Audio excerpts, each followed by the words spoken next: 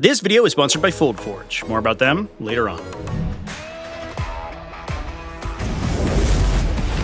What's up, folks? Welcome back to TacticalTortoise. My name is Trevi, and in 10th edition 40k, reserve mechanics are one of the most powerful and important pieces of strategy for you to master. Today, we're going to be talking about reserves, the exact rules that govern how they work, and how to master using them on the table, as well as countering your opponents. Now, reserves fall under the umbrella of reinforcements, and essentially, reserves and reinforcements in a lot of cases are interchangeable. Reserves explicitly are units that begin the battle off of the table, usually placed there in the battle formation step. You can do this in a couple different ways. If your unit has an ability that allows them to begin the game in reserve, for example, Deep Strike, during the battle formation step, you decide which of those models will begin the game in reserve versus deploying on the table normally. In addition, any unit in the game can begin in reserve using the strategic reserves rules. These are available to units even if they don't have an ability like Deep Strike. However, they have a bunch of restrictions. A unit coming out of strategic reserve, unless otherwise noted, cannot come in during the first battle round at all. And in battle round 2, they must come in wholly within 6 inches of any table edge outside of your opponent's deployment zone.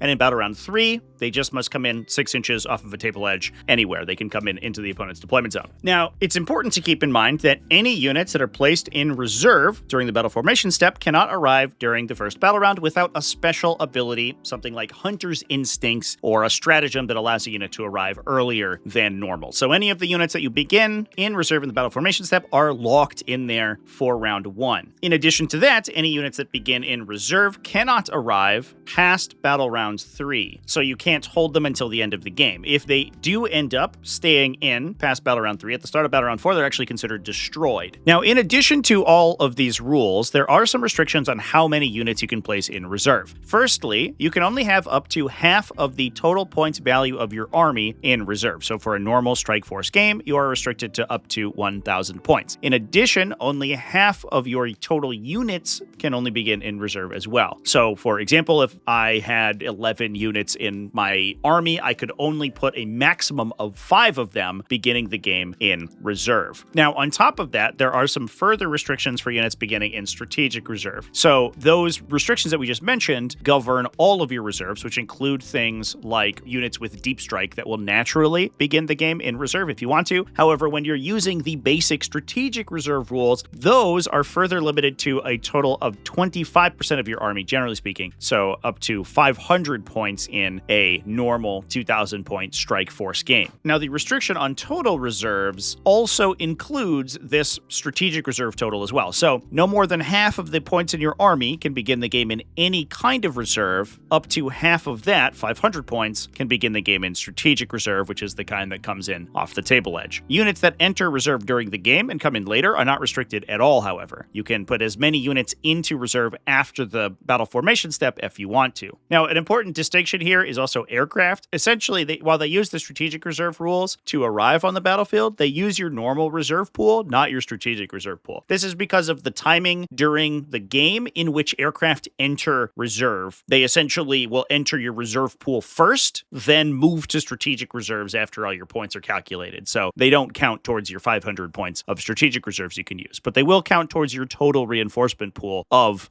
half of your army. So those are the basic rules that govern reserves, and we'll talk about ways to enter reserve during the battle just after a word from our sponsors.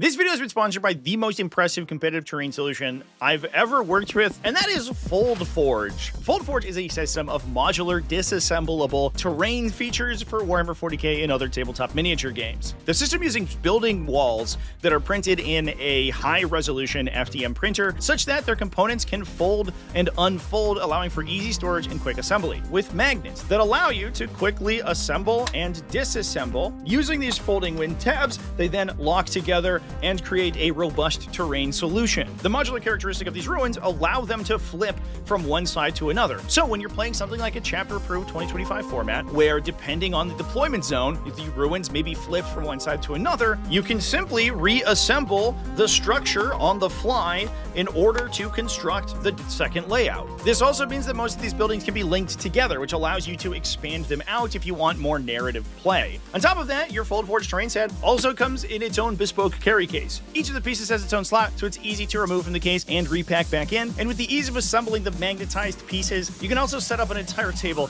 in under 2 minutes. So say goodbye to overpacked closets and overflowing shelves, and say hello to Foldforge. Check them out in the links down in the video description to get your Foldforge today.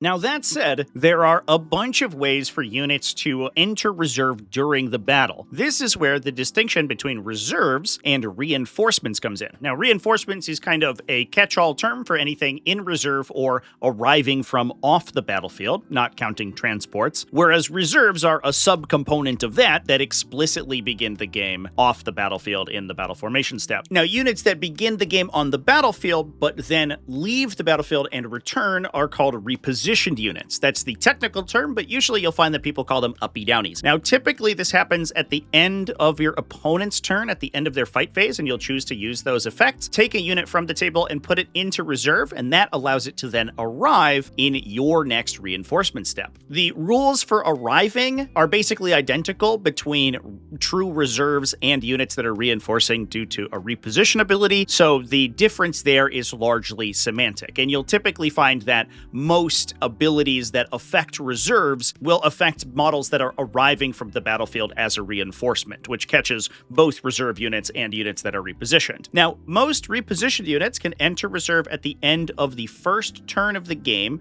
or during the first turn of the game if they have a different timing. So, for example, if your opponent goes first and you have a reposition effect, you can, at the end of their first turn, use that reposition effect to put your units in reserve and then potentially bring them on during your first turn. In some cases, there are reposition abilities like Lionel Johnson, for example, that chooses in his own turn whether or not to redeploy. If he does that, then he could potentially arrive at the top of the first turn. There is an important restriction here, which is that unless they have a special ability, units that enter strategic reserve cannot use these effects to arrive during the first battle round. The rules make it sound like you can, but in fact, there are no legal positions on the battlefield for a strategic reserving unit to arrive during round 1. The strategic reserve rules only describe how units arrive from battle round 2 and 3. They don't describe how you arrive round 1. So if you have a unit, for example, Space Marine Scouts that enter strategic reserve but don't have any other abilities, they can use their ability to go into strategic reserve. However, they can't arrive in the first battle round. But if you have an ability on your datasheet like Deep Strike or a similar effect that allows you to arrive not using the strategic reserve rules, then you are able to come back in even if your ability uses strategic reserves. For example, Chaos Demons have a lot of ways to enter strategic reserve. Every single unit in the Chaos Demon faction has Deep Strike on its datasheet, and because Deep Strike gives you a way to arrive that isn't coming off of the table edge on battle round 2 or 3, then you're good to go and you can bring them back in during the first battle round of the game. It's a little convoluted, but that's how it works. Basically, no reserves that begin the game off the battlefield can arrive first battle round, and if you do have a unit that repositions, they can arrive first battle round as long as they don't use the come in off a table edge strategic reserve rules, unless they have some sort of special exception. So with all of that out of the way, those are the basic reserve mechanics. Let's talk about using reserves as well as countering them. First of all, let's talk about some very basic rules to discuss when we're considering reserving units from your army. The first ground rule that I always like to keep for myself is that I always want to have something arriving from reinforcements. Even if it's just a small utility unit that I begin their game in reserve, or I have a unit with an uppy-downy effect that can enter reserve in turn 1 and arrive early, that requires that your opponent screens and plays around it. If they don't, you have the opportunity to score powerful secondary objectives like establish locus in their deployment zone or behind enemy lines when you draw them from your tactical secondaries deck. Or you can use rampant ingress or other effects to allow them to arrive and steal objectives. So always having at least one thing in reserve, in my opinion, is important. Now, secondly, when you go to your battle formations, consider the units in your army and how easy it is for them to move up the board. Some units, like slow, deep striking melee units, a good example is something like a Terminator squad, basically need to start the game in reserve to get value. This is especially true if you have a unit that innately deep strikes, but is generally melee oriented, and especially doesn't have a very fast movement characteristic. It is almost always worth strategic reserving that or starting it in deep strike rather than beginning them on the table, unless you have a very specific plan for them. Now, to piggyback off that point, units with deep strike don't necessarily need to begin the game in reserve. So if you are constructing your list, I would not expect to put every single unit that has the ability to deep strike in reserve. I want to shout out that Tom, the pro tabletop player, started his Inceptors on the board. You would assume that that's not correct because they have 6-inch deep strike, they're short range, but he recognizes that his opponent is going to try to pressure him. And there's a non-zero chance, especially with all these scouts and infiltrators, that he actually gets pushed out of at least good areas to drop and potentially any area to drop with his deep strikers. So he needs them early and he needs them free to deploy. So he put them on the table rather than deep striking.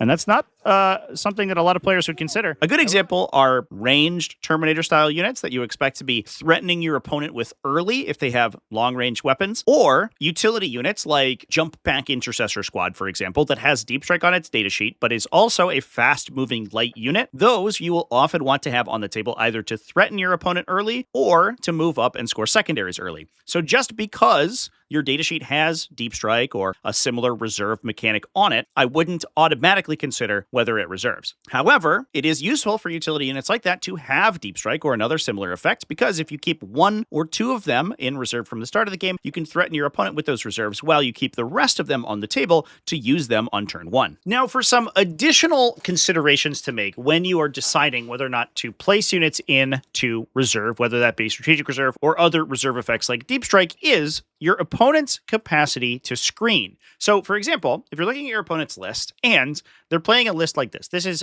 a list that I like to play pretty commonly. It's a Greater Demon focused, kind of a defense skew. You run a bunch of individual Greater Demons. Now, units have a 9-inch bubble around themselves that we like to call either a reserve denial zone or an area denial zone or something like that. The anti-deep strike bubble, typically 9 inches where enemies cannot arrive from reserve. Now, some units, for example, Space Marine Infiltrators, will have a larger denial area, and some reserve units will be able to arrive closer than normal, typically 6 inches. However, when you're considering your capacity to prevent enemies from reserving, you have to consider all of the little units in their army that can occupy a lot of space with this denial area. So if you look at an army like this that has a bunch of individual models, this army is going to be very, very bad at screening out your reserves, at preventing you from arriving. In addition, because most of the focus of this army is going to be on these large set piece models, these big sort of centerpieces, the units that your reserves will oftentimes want to be interacting with are going to be the ones that are screening you. Most armies like these will oftentimes have, 2, maybe 3 utility units that will take up a lot of area when screening out your reserves. However, because they have a limited number of them, any reserve units that hop in are immediately going to either be able to interact with these or are going to be able to jump around behind them in order to score points. So when you're looking at an army like this, and you can see other armies that are like vehicle-focused armies or things like Imperial Knights, for example, those can be, unless they include some very specific technology, bad at screening out reserves, which means reserves are more powerful against them. Now, in addition to the particular army that you're playing against, look at the terrain and the layout that you're playing. For example, this particular table is set up for a hammer and anvil deployment. This is chapter approved layout 7, which tends to be terrain that has these wide open spaces down the side and a lot of these like sort of horizontal blocking elements. These types of tables tend to make reserves play much worse. So, because, for example, it is easy for units to set up in a position where they can screen out the sides of the table, and strategic reserving units, especially melee-focused strategic reserves, when they come in, will be able to be attacked down the sides of the table like this. In addition to that, the hammer and anvil deployment means that a enormous amount of table area is taken up by the enemy's deployment zone. Not only does this mean that it's easier for utility units to screen out a player's backline, but it also means that in Battle Round 2, when your strategic reserves could arrive, they have to arrive outside of this 30% of the table that is being absorbed by the other player's deployment zone. Now, as we just mentioned, units cannot typically arrive from reserve within 9 inches of enemy models, which means that these table layouts which means that these hammer and anvil style table layouts where players deploy on the short table edge become very easy for backline utility units to screen. We have this unit of Plague Bearers here from our our example earlier. And as we can see, just a 110 model unit has the ability to screen out almost the entirety of a player's backline. And especially if your reserve unit is physically very large, right? It's a big, deep striking monster or a huge unit of models. If you don't have the physical position to set up on the battlefield in coherency, you can't set up in that area if there's another legal position for that unit to come in when it arrives from reserve. So a unit of 10 models like this, simply standing in the middle here, prevents most large reserve units from arriving in the back corners, which means that it's very easy for a player to defend their backline from strategic reserving units. So layouts like this tend to make reserve units slightly less powerful. Now, that's not to say that you should never use them. And if you have deep strike or other effects to arrive not on the sides of the battlefield, those can get around some of these restrictions. However, it is important to note that your reserve units will be slightly less effective when you're on this style of table. Now, the opposite example is something like this layout, which is a long table edge style layout. And while there is still a lot of the battlefield that's inside players' deployment zone, so it is restricted on being able to arrive early in the game, you have comparatively more table space available to you in order to arrive, at least more relevant table space. Whereas on a hammer and anvil deployment, where you use the short table edges, a lot of your opponent's backline is either easily screenable by a single unit or too far away for a reserve unit to interact with. This style of deployments, however, makes reserve units significantly more powerful, because if we look at our Plaguebearer unit here, who's trying to screen out our backline, they do not have the same screening power that you would have in a hammer and anvil style deployment, where they're able to cover basically 90% of your backline on the short table edge deployment. On this long table edge deployment, they actually only cover maybe about 60 to 70%. And you still have this huge amount of table space bank here. In addition to that, these styles of table tend to be more open, so it's more difficult for your opponent to screen safely because, as we see, the Plaguebearers here, if they want to stand in this position to protect back areas of your deployment zone from deep strikers or from strategic reserving units, they have to stand out in the open and they can be shot at. Whereas the hammer and anvil deployment, you're basically almost entirely safe while protecting the backline. In this deployment, these Plaguebearers much more want to play a constrained formation like this so they can protect themselves, and this leaves the corners open. So despite the fact that you don't have a ton of depth to deploy strategic reserves on, these styles of deployments are significantly more difficult to screen out, and your reserves become more powerful. In addition to that, consider where your units can protect themselves from early aggression. Another benefit that reserves have in deployments like this is the fact that these long table edge style deployments tend to be more open on across the middle of the battlefield. So there tends to be more lines of sight and areas where and fewer areas where your units can hide.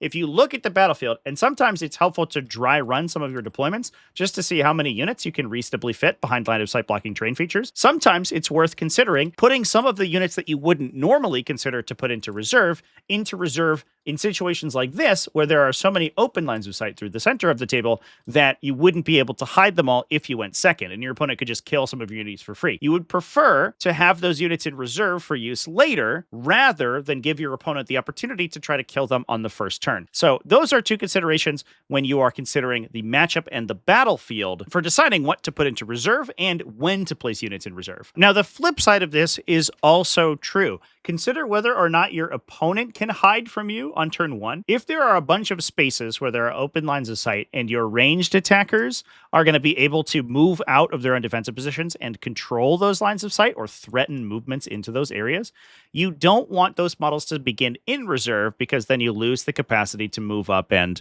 engage in that way. However, if we look at a terrain layout like this, where tons and tons of lines of sight through the middle are easily blocked and your opponent has a ton of hiding spaces, there's no real reason to start your guns on the table, at least more so than you need to be able to control and to threaten these areas that you have. So, for example, if we have enough units that we feel that we could potentially threaten enemies behind these terrain features if your opponent moves there, but they can perfectly hide all of their other units, there's no real reason to place those ranged attackers on the table. Whereas, if you were to keep them in strategic reserve and threaten the ability to place them off the table edge and then fire along these angles, during the game, your opponent could then be forced to dedicate units to try to prevent that from happening, or they can assume that you can reach them there and then simply not arrive and simply not move into those positions. So having units that you're sure you won't get use of early on in the game because of your opponent's ability to hide from them, and keeping them in reserve so that they can threaten the potential to come in and attack these weird angles, means that your opponent has to constantly respect them. And so if you don't feel like you necessarily need these, especially units with ranged attacks to start on the battlefield, keeping them in strategic reserve will force your opponent to think about them until they arrive in. So in situations where your opponent can perfectly hide, strategic reserves actually become slightly more powerful. Now, another thing to consider is how aggressive your opponent is. This requires a little bit of matchup knowledge, but looking at your opponent's army can give you some insight into how they're going to play their early game. An army like this is a Tyranid Vanguard Onslaught that has a ton of infiltrate or scouting units. So, for example, if it has Lictors, Von Ryan Sleepers, Death Leaper, Nero Lictors, and units with Scout, so for example, Brood Lords and Gene Stealers here, a lot of Tyranid lists will play tons of these. Those armies will typically try to take the middle of the table from you early. In some cases, if you don't have your own anti-forward operator technology, so you don't have your own scouting or infiltrating units to try to compete with them, they will be able to simply, if they take the first turn, either stage if they go second and then run into your deployment zone on turn 2 or so, or if they go first, they can simply attack into your deployment zone from the very first turn of the game. And this can have a couple things happen. First of all, they're going to threat overload you from very early, or they're even going to create a situation where they physically prevent reserves from coming in almost anywhere on the battlefield. In these cases, so against hyper-aggressive enemies that you think are going to play very aggressively, reserves become significantly less useful because not only do you not have the units on the table to fight against these enemies that are coming at you early, but also the extra distance and the extra positioning that you get from being able to arrive from reserve gets neutralized by the fact that your opponent can have a bunch of fast units or forward operators or utility units that are all over the battlefield and basically require your reserves to deploy as if they were a normal unit. In that case, why even bother being a reserve at all? And in some even worse cases, you can have a situation where your opponent physically screens out your ability to deploy reserves entirely. So, for example, if they charged in, turn 1, they stage up, they move really forward aggressively. Turn 2, they come in, they charge in, and they're going first, and they get units all over your deployment zone with charges and pile in and consolidate moves. They can create a situation where there's no legal place for your reserves to come in outside 9 inches of enemies and in unit coherency, which means that they have to delay to turn 3, and if that happens again, then they all die. So this is very rare that it happens, but it is potentially possible for a very aggressive enemy to push forward enough that you can't bring reserves in at all. So against aggressive enemies like this, and especially on deployment zones that tend to have a very short rush distance, that is a distance between the two players' deployment zones, and especially in areas where you can stage models. So for example, on this in this particular layout, you're going to be able to put units behind these line of sight blockers. They're very difficult to get at, and they can simply move into the middle and then charge into your opponent's deployment zone very early. Though in these situations, strategic reserves and reserve units tends to be less powerful because you need to use them early. Now, in some cases, you can play on this very short rush distance sort of map. However, your opponent is going to be playing very cagey and not interacting with you, in which case reserves are not going to be quite as powerful. However, it's important to know what your opponent's army does, and you can ask them, how many fast units you have. You have advance and charge. Do you have infiltrate? Do you have scout? Where can these units deploy, and how can they attack you from the very beginning of the game in order to determine whether or not your opponent's going to try to play this aggressive game plan that you don't want to use strategic reserves against. So we've talked about when to use reserves and how to analyze the use of reserves on the table. Let's talk about exactly what these reserves are going to be doing when they arrive to the battlefield. Now, first of all, the easiest thing that reserves can be doing is filling utility roles, scoring points, screening out other enemy reserves, or getting into your opponent's backline. These are oftentimes going to be smaller units that either have their own natural redeployment effect, repositional effect, or they're small, easy to screen, and relatively cheap. What you want to be doing is especially keeping these guys in case you get a secondary objective, either a maneuver secondary that's like behind enemy lines or engage in all fronts, that requires your models to get into particular areas of the table, and reserving is going to make that much easier. Alternatively, these units can also try to get into areas where you have to perform actions. Good examples of this are like establish locus or recover assets. Being able to get into your opponent's deployment zone or somewhere around there is going to be useful. And so having those those units that have the capacity to score these objectives when you need them to is very useful. In addition to that, screening out enemies using your own reserves is very important. Having units, especially with deep strike, that are able to do this is incredibly useful, because even if you lose screens in an area, you can use deep strikers to simply replace those screens later on, regardless of where your models are set up on the table. If you have strategic reserve utility units that are coming off the table edge, it's a little bit more difficult to screen with them, because they're only going to be able to screen essentially the area 15 inches away from a table edge, because they have to come in wholly within 6 of the table edge, and then they project their 9-inch denial zone out from there. So they're not quite as useful unless your opponent is also purely using strategic reserves. If they are using strategic reserves, then screening out the areas of the table edge that your opponent can come in on is going to be super useful for your lighter utility units. Now, the other thing are larger combat units. These should try to come in and get value. The first instance of these are going to be ranged attackers, and we talked about a couple situations where you want to use these to govern lines of sight across the table early, where you can use these to threaten lines of sight across the table. The big benefit of these is that any on-board ranged attacking units that you have, your opponent's going to be able to pre-measure their threat range and their potential lines of sight and try to avoid those. Units in reserve are kind of like Schrodinger's unit. You don't know what their line of sight looks like until you arrive, unless your opponent has very good line of sight blocking coverage or they're able to screen you really, really well. In any case, your opponent screening you out very aggressively means that you have units that you can attack, which is useful. Or if you engage in an offensive and you and your opponent are fighting, units coming in off the table edge can simply immediately engage in that fight. So for example, if you and your opponent have both had a big go turn, your armies are committed in the middle, you can now bring in your big heavy guns to target exactly what they need to without having to maneuver them into position. So you always get the attack on the most optimal unit for them to shoot at. Alternative to that, large melee units should almost always be trying to either combo in with effects that improve their charge roll to come in and threaten charges coming out of reserve to push with the remainder of your army. 99% of the time, I wouldn't expect to make charges just out of reserve. Sometimes you just have to try it. There are situations where the game hinges on me coming out of reserve and just making a 9-inch charge into something 9 inches away from me. However, I would not make that a core part of my game plan. If I'm hinging my game plan on making charges directly out of reserve, I've already failed. However, big melee units do have the benefit of being able to use rapid ingress in an incredibly effective way. Now, we'll talk at length about rapid ingress towards the end of the video. However, this stratagem allows you to bring units on during your opponent's turn rather than your turn, then move and charge with them when it comes back to your turn normally. The big benefit here is that you, especially if you have deep striking units that are melee attackers, you can almost always assure that they're going to get into melee with something. They can come out of reserve, they can use their normal movement as long as you keep them behind a line of sight blocker where your opponent can't see them. They can use their normal movement and then they can charge. So big combative melee units that use reserve mechanics, I would always expect to be banking command points or command point cost reduction effects to use rapid ingress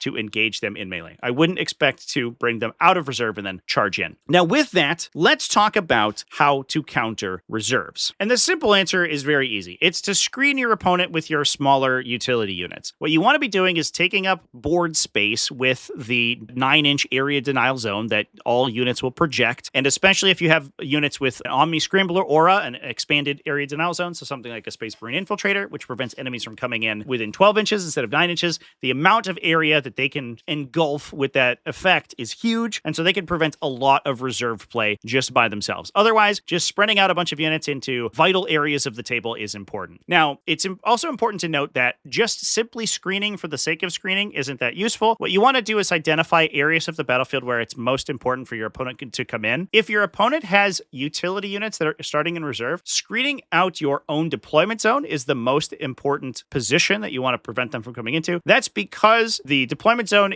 unlocks a lot of secondary play in the secondary deck. If you just ensure that there are no legal positions for a reserve unit to come in your deployment zone, all of those are off the table for your opponent. In addition, as the armies are pushing forward and usually battle round 3 onwards, the deployment zone is going to empty out, and so there's a lot of real estate there where a reserve unit can come in or come in via rapid ingress and then mess up your backline. And you don't want that to happen. So your deployment zone is usually very vital to screen. In addition to that, areas where your opponent can come in and attack your important units with units coming in with ranged attacks is going to be important to screen out out as well. But you don't just want to take up as much table space as possible with your area denial zones, because oftentimes what you're going to be doing is giving your opponent things to attack. Finding areas where you can screen out relevant positions, either relevant points on the edges of the table where they can strategic reserve in, or screening out areas behind line of sight blockers, for example, in positions where you're not giving away your utility units is always important. Now, in some cases, it's important to determine which units in your army are vital to protect and the units in your army that are less useful in a matchup. For example, in a matchup where your opponent is threatening you with lots of deep striking infantry and they don't have many vehicles, an anti-tank vehicle can serve really well in the place of a screening unit to protect your more valuable anti-infantry pieces. Let's say, for example, that you have a Gladiator Lancer and a Gladiator Reaper, and your opponent has nothing but Horde infantry. The Gladiator Reaper is going to be incredibly vital at clearing out those Horde infantry, but the Gladiator Lancer is almost useless. So, screening your Reapers with your Lancers, while it may feel weird to take your big, heavy, expensive artillery tanks and turn them into screening units, essentially utility units, because they are more valuable in the matchup than the Reapers are, you're going to value the Reapers more highly, and you're okay with giving away the Gladiator Lancers to prevent enemies from getting in on those valuable Reapers. And the same goes in the opposite direction as well. If your opponent has a ton of tanks and they're really pushing your stuff in with tanks, you want to keep your Lancers safe, so you want to keep your Lancers towards the back line, and you want to prevent enemies from reserving in to attack them by using your anti-infantry pieces. Now, in addition to that, in some cases, it might be impossible to fully protect yourself from reserves, and simply punishing reserves from arriving is the appropriate response. This can be done with, for example, setting up powerful overwatches with torrent weapons or units that have rerolls to hit that are in line of sight of easy spots that your opponent can deep strike into. If you have anti-charge effects, things like photon grenades and tower are a great example, that can make melee reserves that are going to try to come in and engage with you on the turn that they arrive much less powerful, and so simply punishing them in those cases is good. Lastly, you can also punish melee reserves with effects like heroic intervention. So if your opponent isn't coming in out of reserve to threaten you with ranged attacks, you can position your melee units behind your front line, and then if they come in to charge you, you can heroically intervene, and you can try to mess them up and punish that alpha strike. It's important to note that reactive abilities, especially like reactive moves, for example, are not a protection against reserving units. In some cases, you can use them to mess up your opponent's ability to reserve, because you can move in response to them and change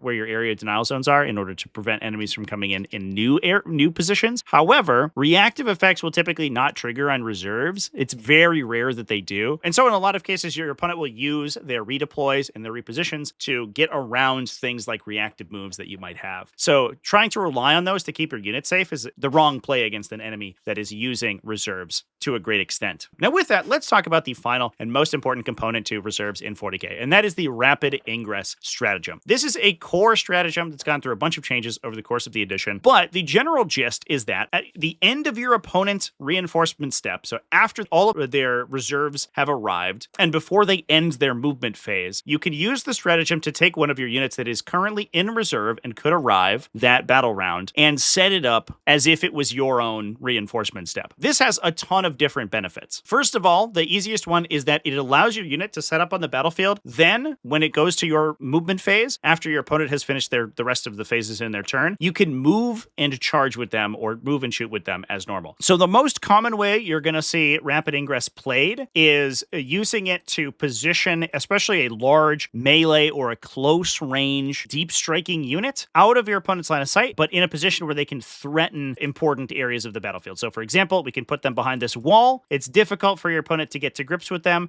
but on your turn, these Terminators can now move, they can shoot, and they can charge. Whereas previously, if they were just arriving from reserve as normal, they would be able to arrive, but then not move, and they would shoot, but usually they would shoot themselves out of the ability to charge. They would kill all the units, the models near them, and then they would just fail their charge and everything would be sad. However, the ability to move these guys first allows you to position them in the optimal place and get extra movement closer to your opponent. For example, if our opponent was screening out a position where they could normally come in, rapid ingressing 9 inches away from that screening unit allows you to then move during your turn. And with these guys who are move 5, you're going to be 4 inches away from that screening unit rather than previously where you're trying to make a 9-inch charge. Now your charge into your opponent's army is a 4-inch charge, and that's extremely easy to make. So that's why, generally speaking, if you have big deep striking melee units, you should essentially always be planning to use rapid ingress to get them very reliably into the fight if they don't have good threat range while they're on the table. Now the other seldom used way to use this is to bring in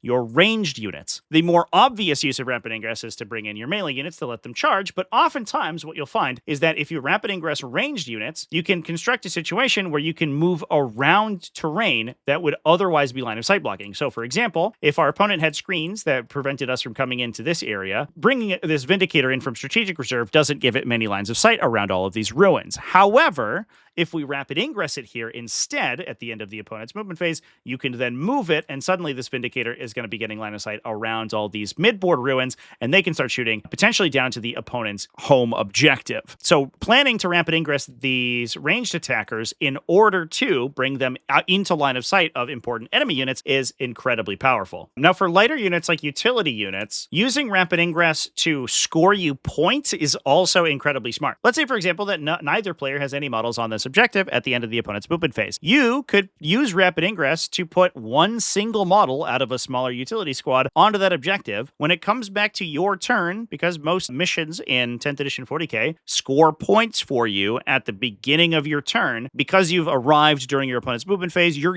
now going to be here when it comes to the start of your turn, and you're going to score points for that objective. The other thing you can do is very similar to your melee units or your ranged units, where you're going to set up in a position to move. Let's say that your opponent has screened out their objective so that you can't put any models on that objective. Using rapid ingress to put models behind it and then simply moving to the objective will allow you to take it even if your opponent is screening. You can do similar things with secondary objectives. If you have a good sense of what secondary objectives are in your deck, and you know that, for example, you're going to get established locus, or it's towards the end of the game, you haven't drawn established locus or behind enemy lines yet, rapid ingressing a utility unit in a position where maybe your opponent screened out their deployment zone, but we rapid ingress next to the deployment zone. When it comes to our movement phase, we can just move into the deployment zone to score any of those secondaries that we might potentially draw. So this stratagem is incredibly powerful for basically every style of unit. Utility units can use it to set up to either hold objectives or score objectives, steal objectives from your opponents, or grab secondaries themselves by moving into a position. Ranged units can use it to get around cover or to get new and novel lines of sight, and melee units can use it to get engaged into positions where your opponent would otherwise be able to screen you out. Now, the other sneaky thing you can do with rapid ingress is use it to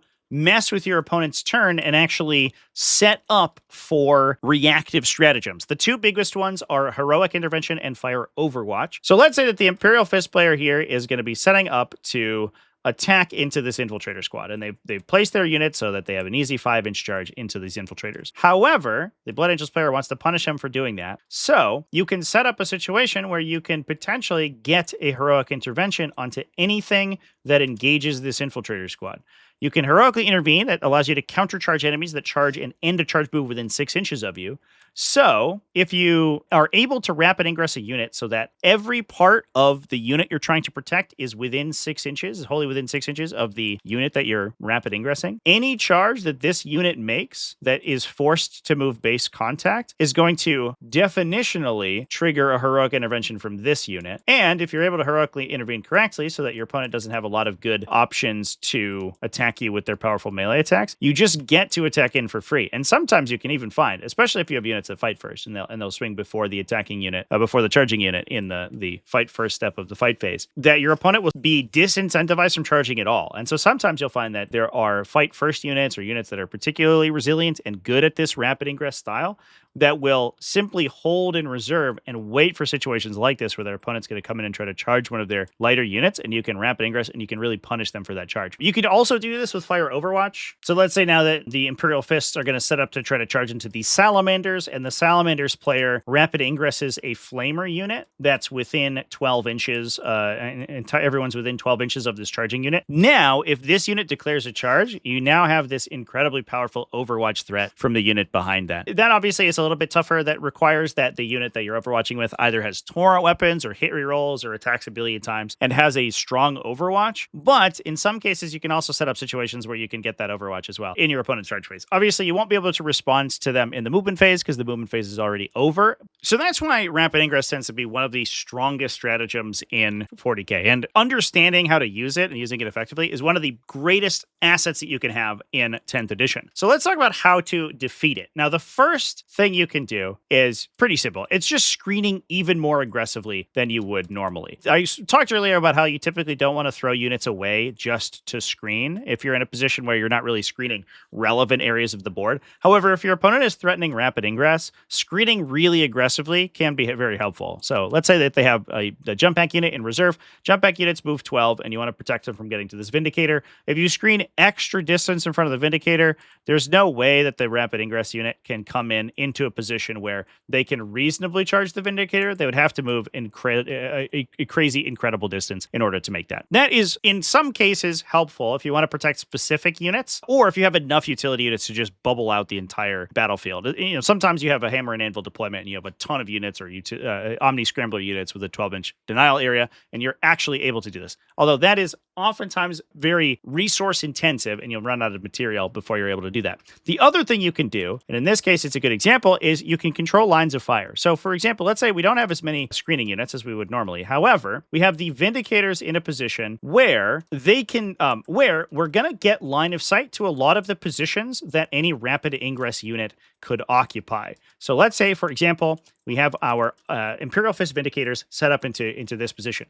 We have now overlapping lines of fire through basically every potential area where a rapid ingressing unit would arrive and then be able to get value. Sometimes that would force them to come back in a really, really remote area of the table that's either out of range or out of line of sight of these Vindicators. Whereas if they wanted to hop in to, let's say we wanted to hop in and engage this Vindicator, they'd have to hide from its line of sight, and in doing so, that would bring them into the second Vindicator's line of sight. Or if they wanted to attack the second Vindicator, they would have to deploy outside of its line of sight, which brings them into the line of sight of the third Vindicator. So if you have particular areas where you're worried about rapid ingress from coming, and you have a really, really strong ranged attacker there, your opponent will oftentimes be dissuaded from rapid ingressing into that area because because this happens at the end of your movement phase, you're then going to go to your shooting phase and you can immediately shoot them. Sometimes if you have effects that pre-declare targets as well, you can kind of compound or support this style of defense. A good example is like Oath of Moment from Space Marines, where you choose a unit in your opponent's army and get rerolls against it. You can actually choose units that are in reserve, which allows you to either defeat rapid ingress or even in some cases normal reserve play by giving yourself either good offense into them when they arrive or giving yourself good overwatches into them if they set up in their own reinforcement step. So that's a way, if you don't have anything else to choose as a target for those effects, you can actually punish these units from coming in with really aggressive reserve play. That doesn't come up super often because a lot of times you're better off just targeting the units that you're going to be shooting at anyway. But if your opponent doesn't give you any targets and they're not really going to engage you with anything, choosing their reserves can actually give you a really, really good opportunity to punish them for making aggressive plays like this. Now, a lot of times you also want to ensure that your opponent doesn't get rapid ingresses onto objectives. As we talked about before, if you're able to rapid ingress in and touch an objective, you can potentially score it when it comes back to your turn. So aggressively screening objectives, even if you don't have the movement to take them, is important. Your opponent typically can't rapid ingress closer than 9 inches. So ensuring that you have a model whose area denial range is able to cover the entirety of an objective prevents enemies from rapid ingressing onto that objective. And that's just a good rule of thumb, especially if you have objectives like this that have good places where they can hide their models and won't take any damage when they arrive. Bubbling out those and making sure your opponent can't ingress onto those is incredibly important. One thing that I find often happens, and this is a thing to keep track of in your own games, is that armies will tend to play cagey and don't really want to get engaged. And so they'll play kind of this cagey game where they'll leave the middle objective open. And oftentimes what happens is if one player has deep strikers and the other player doesn't, and the defending player here keeps their units out of line of sight of the middle, the other player can simply rapid ingress into the middle in order to take it and score points. And then they'll score points at the start of their turn and just leave with the rapid ingress unit. So an important thing to keep in mind is that just having models in positions where they could just screen out that area, even if you play a little aggressively, and you might lose a couple models in exchange for that, it's always important to make sure that your opponent can't just place models into useful positions where they can steal objectives away from you. Now, the last thing you can use are reactive attacks, and especially reactive effects. Thousand Suns have a really good example of this. They have Temporal Surge. So for example, if we're playing Thousand Suns here and we could use Temporal Surge to move the start of the shooting phase, and our opponent is starting rapid ingress, if our opponent moves up to take this objective, even if you can't see them at the beginning, at the point at which they rapid ingress, you can use Temporal Surge to actually shift your line of sight to then draw line of sight to them. Thousand Suns have the best protection against it because they can put themselves in positions where they do gain lines of sight to vital areas of the table after the opportunity to rapid ingress happens. So for example, if we have Magnus standing here, there's the potential that Magnus moves up here, gets his line of sight around this corner, or goes into this terrain feature to get line of sight around this area. So your opponent has to constantly be worried about whether or not you can reposition yourself to then attack the units that just rapid ingressed in. But if you just have indirect fire, you could just shoot the unit that rapid ingress. For example, if our opponent rapid ingresses in at the end of our movement phase and we have a bunch of artillery, we could just shoot them regardless of where they set up. So it doesn't matter in that case that they're going to be very careful to set up out of our line of sight. We can always use indirect fire weapons to try to pick away at them before it comes back to their turn. And especially in those cases where they're trying to take objectives or set up cute reactive plays, either dwindling their numbers, if not outright killing them, makes the reactive effects worse. It makes their Overwatch worse, heroic intervention worse, and sometimes it can force them to battle shock at the start of their turn, so they'll lose control of those objectives that they just spent command points and tried so hard to get to grips with anyway. So having indirect fire to punish that kind of play in the cases where you don't have other good options to protect yourself against rapid ingress can help you dissuade your opponent from using rapid ingress or to punish units that are rapid ingressing in that way. But in any case, understanding how rapid ingress works and the ways to use it and defeat it is absolutely vital for 10th edition 40k. This has very much been the addition of using reserves effectively. So with that, I'm going to go ahead and hop off. Let me know down in the comment section if you found this guide helpful. Thanks for watching all the way to the end of the video, and thanks to Foldforge for supporting this video. Thanks as well to everybody who supports the channel either over on Patreon at patreon.com/TacticalTortoise, YouTube channel members, and Twitch subscribers. All you people are amazing, and I love you. Remember to keep it classy, folks, and have happy wargaming.